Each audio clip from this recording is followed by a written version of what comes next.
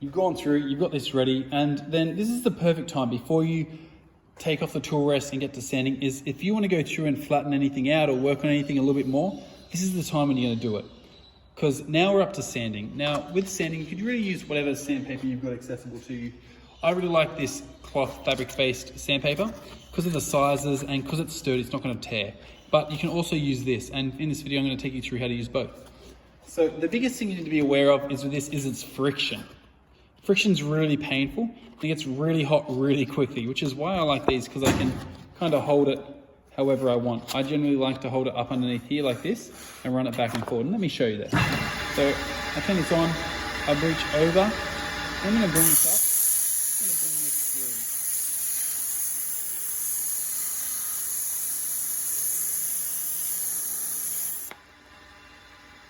Now the big benefit of doing that is purely that my hands are nowhere near the piece and that my hands are nowhere near the warmth. And you're going to do that until you get it nice and sanded. Now there is a difference, and if I bring this in, you'll be able to see that. As you can see, sanded, not sanded. Now we need to go until all this is removed, and then you'll go through and step up to the next paper. But purely for the next paper, let me show you how I'd use it with the smaller sandpaper. Once again, I turn that on, I get a sheet of just on 80. I'm going to go through and use a piece of 120 now. I'm going to use this. Now when I'm using this, I don't want to come up underneath. You can come at the bottom and run through, but once again, you've got to watch out for friction. So I kind of, and you don't want to hold on top, just going to pull it down.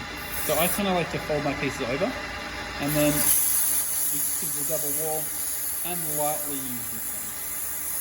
The reason we're lightly using it is because once again, we don't want to overheat it and then burn our hands.